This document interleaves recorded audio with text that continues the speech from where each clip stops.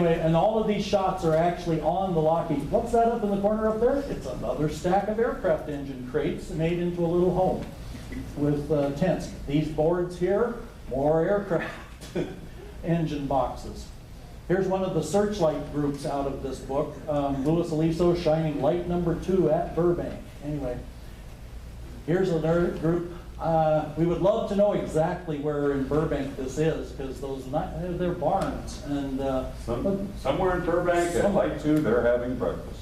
There they are. Now, here's... Let me do this. Go ahead. Here. Oh. By this time, Battery A had moved in with Mickey Mouse, Donald Duck, and Snow White and the Seven Dwarfs in an empty studio building, generously made available by Mr. Walt Disney. Now, this is a direct quote from the memoirs. Remember the beautiful girls at Disney's? The weekly shows and the cartoon previews in the Disney Theater, late breakfast in the studio commissary. So there's a convoy coming out of the Disney studio in Burbank. You gotta love this one. Isn't this a great shot? From left to right, Donna Reed, Ernie Rousselot, Marilyn Maxwell, Earl Francis, Julie Bishop, and Harold Senn. 635th Tank Destroyer Battalion, Burbank, California, summer 1942. They were attached to the 100. I want to point out, Donna Reed is in the Marine uniform. That gal with the curves is in the Army uniform. Actually, they all have curves, and then you've got the lass in the Navy uniform. That is a sensational photograph. It was sent to us by... You can see why guys love duty in Southern California. It was mentioned in the book several times that they never had to buy food or drink because the citizens of Burbank were so kind to them and took care of them as if they were their own sons. And anyway, so it was, and they even gave them, there's one picture, I didn't think we put it up here, but they show inside the barracks, the people of Burbank gave them art pieces and furniture, couches, and all the comforts of home to fit in their barracks and make it like it was their home. They loved it here. Going, gone. Okay, so we've advertised, you've seen advertised that it's all new material for this Burbankia slideshow. Well, not quite.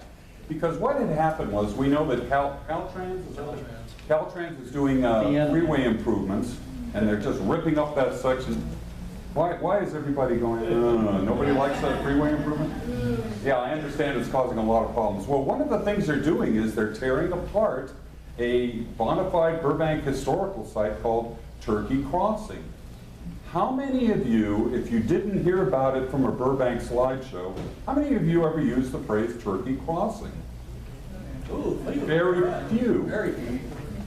But I thought Turkey Crossing, I was under the impression that it was between where Valhalla is and the Lockheed down there at that crossing where it went over the tracks there. We will show you precisely where Turkey Crossing is and how it got that funny name. I didn't even know. This is another conversation with Mike one Friday afternoon, and he casually, I went to school here, he casually throws up this, oh yeah, it's over by Turkey Crossing. Mike, what's Turkey Crossing? You never heard of Turkey Crossing? Do we have a page on Burbankia about it? No, so here we go. Turkey Crossing, here's a modern picture, the pedestrian underpass, that the Lockheed workers used to go to. I believe they closed it in 1972. When I used to leave Burbank High, I'd walk by there, and I know they closed that gate in 72 when I was going to high school. And it's near the pedestrian underpass. You see these contractor stampings in the concrete. You used to grow up and play, and you'd see those. Backwards and upside down in 1941. Yeah, 1941. Continue, next slide. Yeah. Here's this great photograph we found, July 17th, 1942, 3:30 p.m. This is the Lockheed ship leaving. You want to point to where the pedestrian underpass is, Mike? Well, can you see it? No, you can't see it from here. Okay, but you can see Turkey Crossing. You can see Turkey. Turkey Crossing is nothing more or less than where San Fernando Road and the railroad tracks intersect. That's it right there. Has anybody ever eaten at Wendy's over in the Empire Center? If you have, it's right here. So that kind of relates you to the picture of where it is now. So now continue, and we'll describe what happened there and when. Now, how many of you knew that? Well, I guess only one person heard of Turkey Crossing, so the answer is very few. Turkey Crossing, we discovered from the 20 December 1899 Los Angeles Times. It describes an accident that took place on the 18th of December, 1899. It was probably the last Burbank accident of the 19th century. It involves turkeys. Okay? Go to the next, no Christmas cheer. Daniel Curtis of Elizabeth Lake, Antelope Valley, age 38, he had a wagon load of turkeys for Christmas sales. He was crossing the Southern Pacific Railroad tracks at San Fernando Road in the morning, and then pow, here comes the owl train, San Francisco to Los Angeles, hit the wagon at midships. Wagon demolished, most of the turkeys, and 2 horses killed. Turkeys everywhere. You can imagine what this was like. Train stopped, picked up Curtis, brought him to LA. That was nice of them. The gentleman's thigh bone and 2 ribs were broken. Next. More details. Curtis couldn't see the train because of trees and bushes near the track. He couldn't hear the train because the wind was blowing in the wrong direction. This is according to Los Angeles Times. He was thrown 15 or 20 feet into the air by the spring seat. He landed near the train tracks and saw the steps of the coaches pass by overhead. So he's lying there, broken thigh, watching the train go by over him, and he thought, don't get up. He sued Southern Pacific for damages. He retained a former U.S. senator as attorney, but only nominal damages were recovered. Next one. And then in 1924, there was still the lore of turkey crossing. Los Angeles Times, they called the turkey net curve, which suggests that the origin of the name wasn't known by the writer, and it was called an obnoxious reverse turn. So, continue. And so I said to Mike, you know, when we do a Burbankia slideshow, we really should get a picture of turkey crossing these days. So what I got was a picture of Mike standing in the tracks, holding up a sign saying, this is turkey crossing. Now, I'd like to acknowledge my brave daughter wherever she is. Yeah, where's Erin? There you go. Erin, my Donkey daughter traffic. stood in the middle of that road over there and took that picture. So, turkey crossing, Caltrans is going to, what are they doing to living? They've already done it. They've already done it? They've started. Turkey crossing is gone, In case you don't know, they are going to raise these train tracks on a progressive bridge to go over Buena Vista and down the other side, so that there will be no more accidents at, not Turkey Crossing, but at Buena Vista. So, and if you want to know where it was, we just had an accident there this week. If you want to know where it was, go to Burbankia, look at the pictures. You can see through the tunnel there. All of, by the way, everything down here, that whole road is now gone. It's completely dug up. So there's nothing left. Oh, the last time we did a Burbankia slideshow, we had this little photographic mystery. The Burbank photographic analysis. This is a Vlog Sloper photo of San Fernando Road. That's a bank there, that interesting neoclassical structure. And then you get to this theater next to it with a soda. Has anybody eaten at Granville up on San Fernando Road? This is Granville. That building still exists, the one with the theater sign. Yes. Now, That walkway that goes down here that that alley? everybody takes to the post office is still there. If you look, you can see where they've cemented up the windows on that building. It's the exact same building, and so is Granville. They just sawed the top off. One of the things we love doing on these Burbank reconnaissance foot patrols. Next one, Mike. Now, what the personal quest I had is this sign. As you can see, theater, that's easy, but there's something to the left of theater. What on earth is that? Well, it looks like a head. It kind of looks like Abraham Lincoln. Maybe you can see a goatee.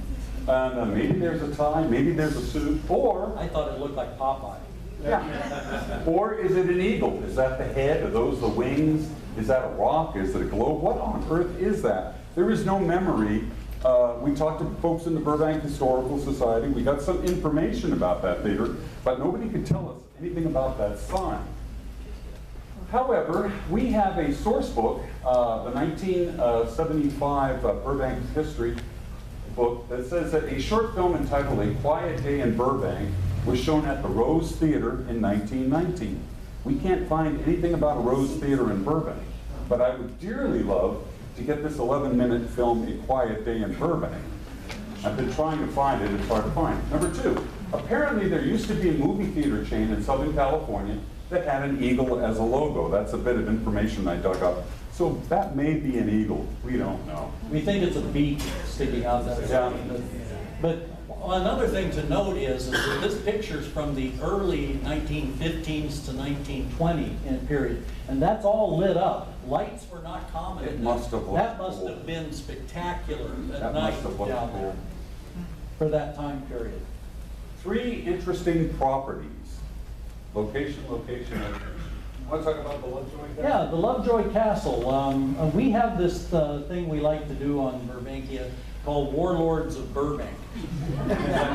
California real estate, the Spanish-style houses, are not had anywhere else. They're out here, but you don't see them. Wes lives on the East Coast. We don't have them there. Everything's colonial, you know, Or not Victorian. colonial, semi-colonial, half colonial. And so out here, these are very unique to Burbank. And anytime we find something, a house that has that castellation on it, we add it to the Warlords of Burbank. Where you can hide archers. Pick you know, some guy up behind there you. with a bow and arrow, launching arrows down on the There's enemy. no place for archers in Virginia on the top of Yeah. like They're all gonna have a lot of trouble if they invade up there, because they got no place to shoot from.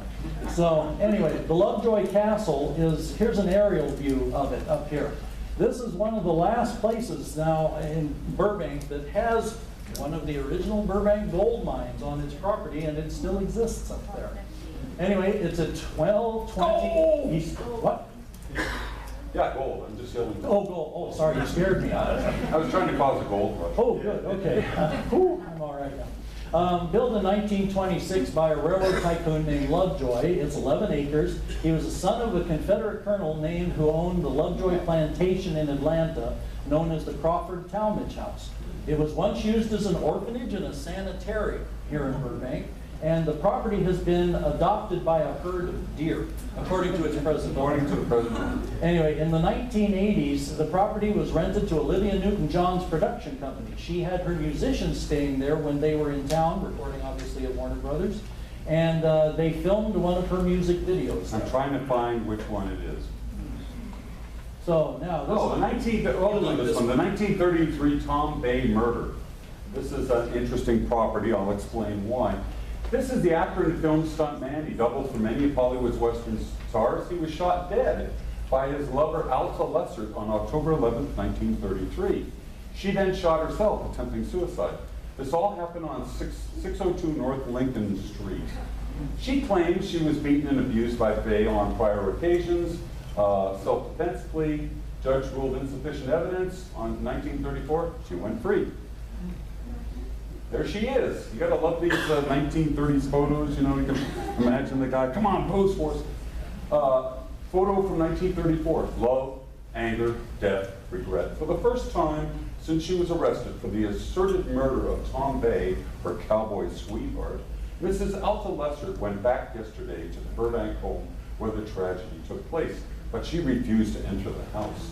While judge, jurors, and attorneys inspected the cottage, Mrs. Lessert, pictured here, leaned against the mailbox, bearing her name, that of Bay.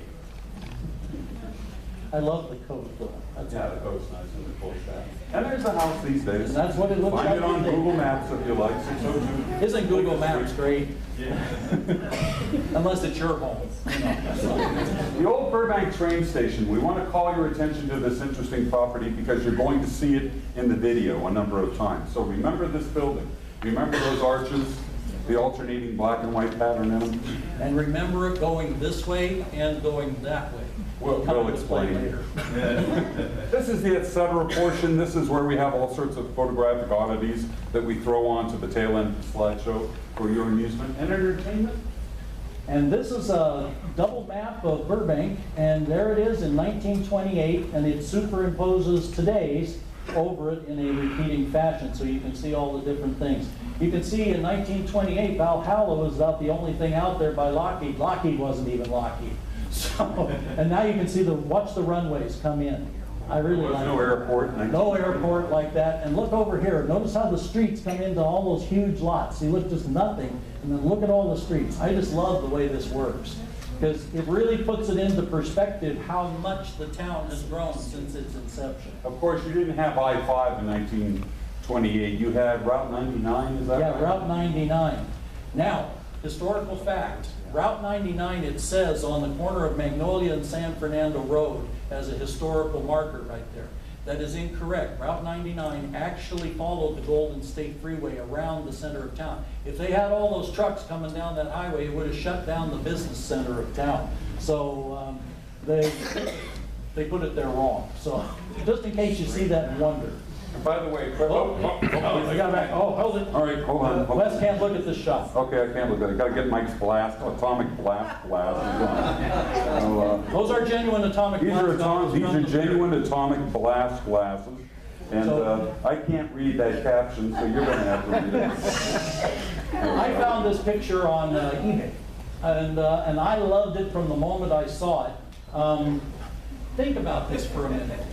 This is a nuclear explosion filmed from this mountain straight over here, looking over the Verdugo Mountains. And that light is the blast of a nuclear explosion. And that's Burbank. 275 air miles away on the evening of 23rd of February, 1955. How many of you were born 23 February 1955, or give or take 9 months from that date? If there's anything odd about yourself, then If you have a third arm or, I'm just saying, you never know. you don't know. It's radioactive. But anyway, it was out, the explosion was at Yucca Flats, had, what? I'm December 55. Uh-oh.